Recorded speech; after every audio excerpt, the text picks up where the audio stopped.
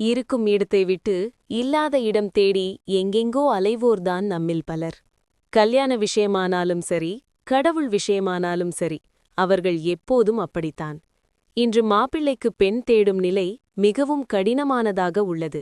ஏனெனில் 1 வருடம் 2 வருடம் என்று வருடக்கணக்கில் பெண் தேடி கடைசியில் எதிர்வீட்டு பெண்ணையே பேசி மணம் முடிப்பார்கள். வெண்ணெயை கையில் வைத்துக்கொண்டு நெய் தேடி அலைந்த கதையே இது. இந்த விஷயத்தை மகா பெரியவா ஒரு அழகான கதையாக சொல்கிறார்.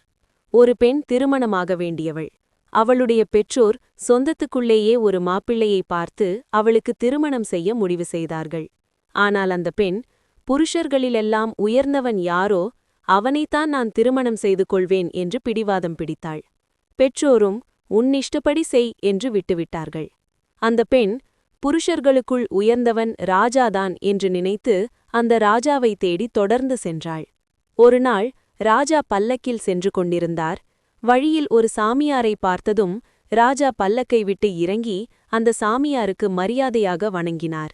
இதை அந்த பெண் பார்த்தாள். அடடா, ராஜாவை விட உயர்ந்தவர் இந்த சாமியார்தான் போலிருக்கிறதே என்று எண்ணி அந்த சாமியாரை தொடர்ந்து செல்ல ஆரம்பித்தாள். ஒருநாள் அந்த சாமியார் ஒரு ஆலமரத்தடியில் இருந்த பிள்ளையாரின் முன் நின்று தோப்புக்கரணம் போட்டு வணங்குவதை அவள் பார்த்தாள். அப்போ சாமியாரை விட உயர்ந்தவர் இந்த பிள்ளையார்தான் போலிருக்கிறது என்று நினைத்து அந்த பிள்ளையாரை தேடி அங்கேயே உட்கார்ந்து விட்டாள். அந்த இடத்தில் ஒரு நாய் வந்து அந்த பிள்ளையாரின் மீது நடந்தது. அதை பார்த்ததும் அந்த பெண், இந்த பிள்ளையாரை விட நாய்தான் உயர்ந்தது போலிருக்கிறது என்று அந்த நாயை தொடர்ந்து சென்றாள். வழியில் ஒரு பையன் அந்த நாயின் மீது கல்லை எறிந்தான். அதை பார்த்த ஒருவர் அந்த பையனை கண்டித்தார். அந்த பெண் நினைத்தாள், இவர்தான் எல்லாரிலும் உயர்ந்தவர்.